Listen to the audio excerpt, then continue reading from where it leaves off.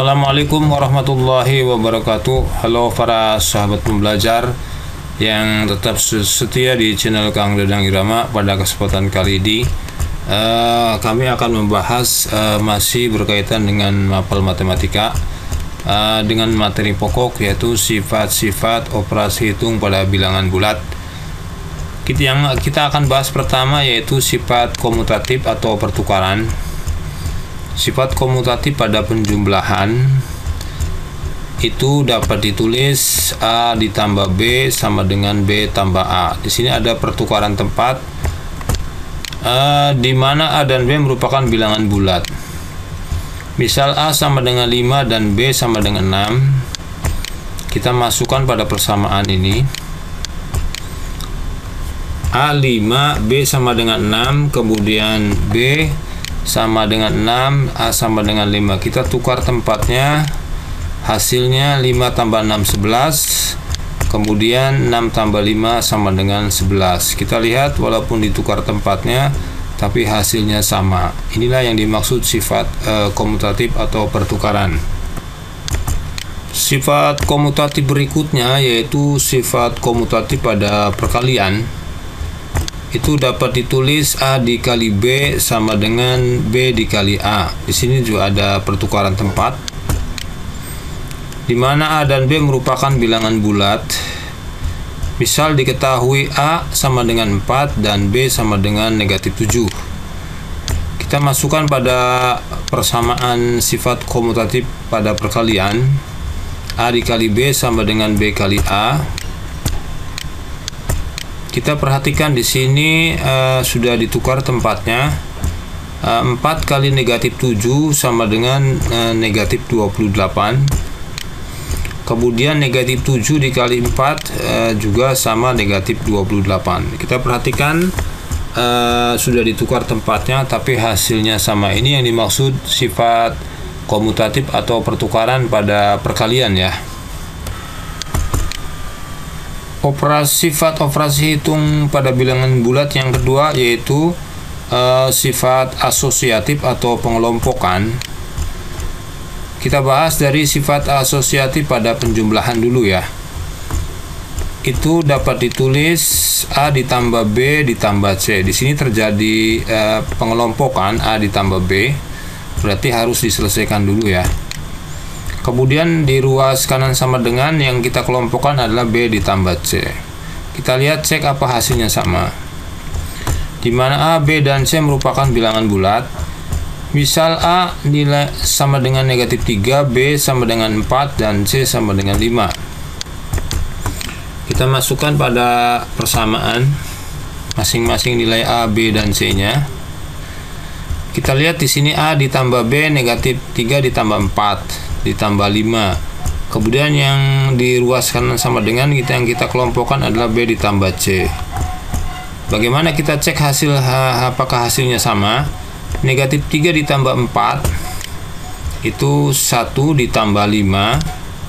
Kemudian negatif 3 ditambah hasil 4 tambah 5 yaitu 9.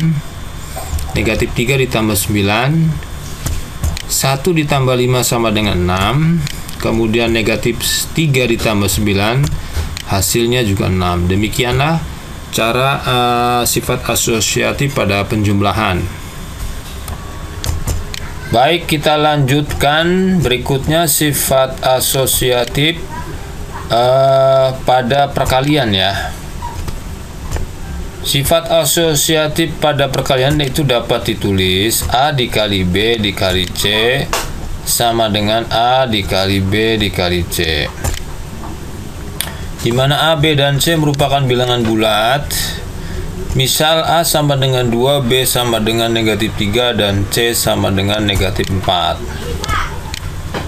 Kita masukkan masing-masing nilai A, B, dan C pada persamaan ini.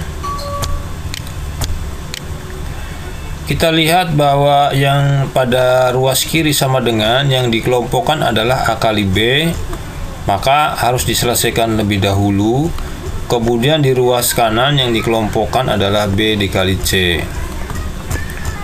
2 kali negatif 3 itu sama dengan negatif 6 dikali negatif 4. Kemudian 2 dikali hasil negatif 3 dikali negatif 4 sama dengan 12. Sebab negatif dikali negatif hasilnya positif ya. Kemudian berikutnya kita cek negatif 6 dikali negatif 4 hasilnya adalah 24 positif. Hasil perkalian negatif 6 dikali negatif 4 hasilnya 24. Kemudian 2 kali 12 sama dengan 24. Kita lihat hasilnya sama. Pengelompokan di ruas kiri sama dengan pengelompokan di ruas kanan sama dengan, kedua-duanya hasilnya sama. Baik, kita bahas sifat-sifat operasi hitung bilangan bulat berikutnya, yaitu sifat distributif penyebaran. Kita bahas sifat distributif perkalian terhadap penjumlahan. Itu dapat ditulis A dikali dalam kurung B ditambah C. Ini perkalian terhadap penjumlahan. Bisa juga ditulis A dikali B ditambah dalam kurung A dikali C, di mana A, B, dan C merupakan bilangan bulat. Misal A sama dengan negatif 4, B sama dengan negatif 5, dan C sama dengan 6. Kita masukkan masing-masing nilai A, B, dan C. A negatif 4, B negatif 5, C sama dengan 6. Kemudian ini juga sama, A negatif 4, B negatif 5, A negatif 4, C 6 ya. Kita selesaikan yang ada dalam kurung dulu. Negatif 5 ditambah 6 sama dengan 1. Dikali negatif 4 sama dengan negatif 4 dikali negatif 5 sama dengan 20 positif, ditambah dengan hasil negatif 4 dikali 6 sama dengan negatif 24. Berikutnya kita selesaikan negatif 4 kali 1 sama dengan negatif 4 sama dengan 20 ditambah negatif 24 sama dengan negatif 4.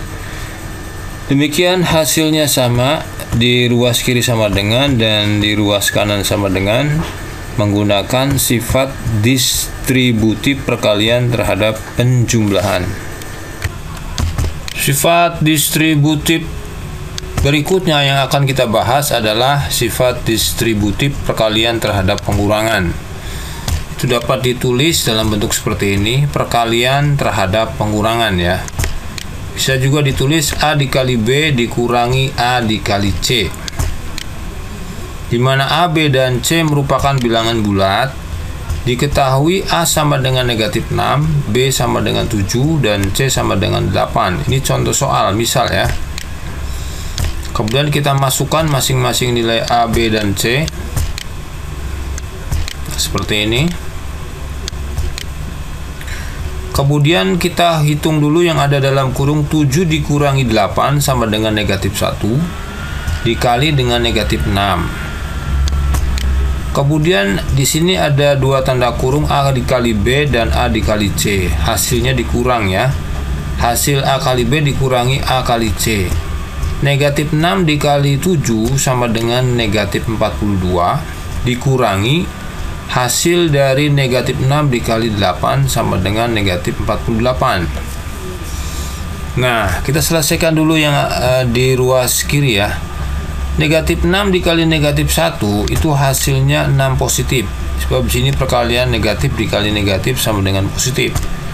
Kemudian untuk di ruas kanan di sini ada negatif di luar kurung dan di dalam kurung, kita selesaikan dulu.